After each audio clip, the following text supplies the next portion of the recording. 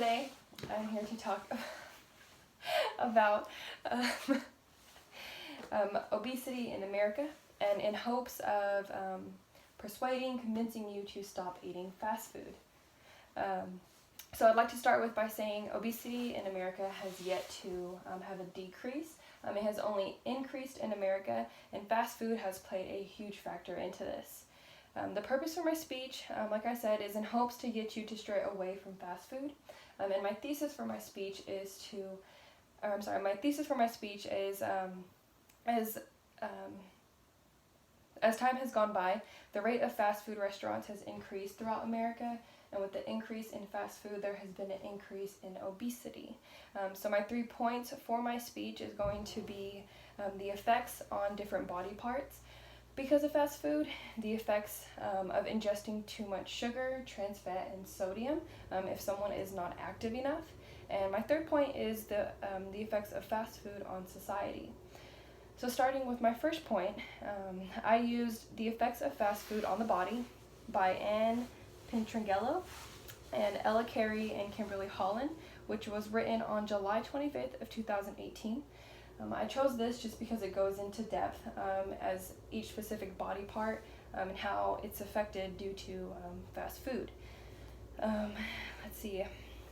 So as it may be easy to pick up fast food on the way home, there's just too much unnecessary calories, carbs, and sugars that are taken in when eating fast food, as you don't know what exactly you are putting into your body.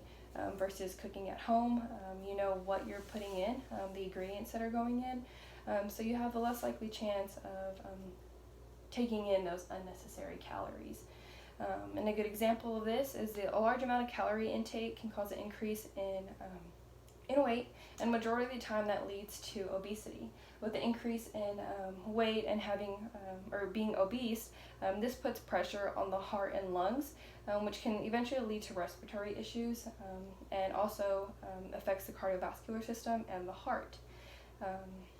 And children who are obese at such a young age have a higher risk of developing asthma. And so now that I've covered a little bit on the effects of fast food on the body, I'm going to talk about too much intake of sugar, trans fat, and sodium for someone who is not active. I did use the same source, The Effects of Fast Food. I chose to stick with this source for this topic because, like I said, it goes into depth on the sugar, sodium, and trans fat intake and how it affects the body. An example of this is trans fat can increase the LDL, which is the bad cholesterol, and lowers the HDL, which is the good cholesterol. So it's basically doing the complete opposite of what we're trying to accomplish when having a healthy lifestyle. And fast food has a lot of trans fat, and processed food has a large amount of trans fat in it. And a large amount of sodium can be very harmful for someone who has blood pressure issues, as blood pressure can cause trauma to the cardiovascular system and the heart as well. And so before I move on to my last point, I would like to provide a solution for my first 2 points, and it's as simple as stop eating fast food or minimize the intake of fast food. There are just too many cons that go into it, and to me, personally, do not see it worth it. When I was in high school, I used to eat fast food all the time. And when I got to college, I just started to realize that I'm not going to have a young, skinny body unless I put in effort. So I have decreased the amount of fast food that I take in. I know I'm not perfect, and I still eat some fast food here and then, but definitely take into consideration how often I do eat it. And there's just too many effects that it has, too many negative effects. And it affects just about every part of the body. It can even affect your skin when having too much grease intake. So finally, moving on to my last point, which is fast food, the effects of fast food on society. Again, the same source, The Effects of Fast Food on the Body. I chose this one to stick with this one again because it goes in a little bit depth of the obesity rate in America. My main source for this last point is consumers' estimation of calorie content at fast food restaurants, and this is by J.P. Block, S. Condon, K. Kleeman, J. Mullen, S. Gliskin, S. Sheeman and M.W. Gillen, which was written on May 23rd of 2003. I chose this source because they do a survey of restaurants and clients or customers at the restaurant. So during the survey, vast majority of the customers were overweight and stated that they eat at that restaurant at least a couple of times a week, which can at a minimum be 4 times a month, which at that to me is quite a bit. Not only for the calories and fats that are being taken in, but just financially.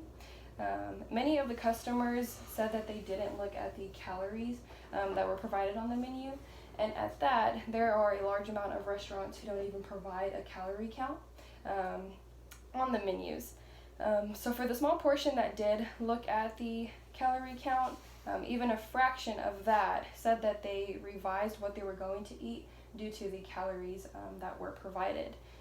So many people just, I guess, don't care about the calories that are there, which, like I stated before, many of those customers were overweight. So to me, that's just an easy issue to see. So before I close up my speech, I want to provide another solution to this fast food and obesity problem that we have, and that is to simply exercise. Exercising has many benefits to it, as it can reduce the risk of many diseases. And also, if you exercise enough, you can lose the fat that you have and change that to muscle, thus reaching our goal of having a healthy lifestyle, which can ultimately lead to more years added to the life or to your life. So for my conclusion, I hope that my 3 points have made it very clear on how horrible fast food is, as the amount of damage that it does to America and on your own body is quite high.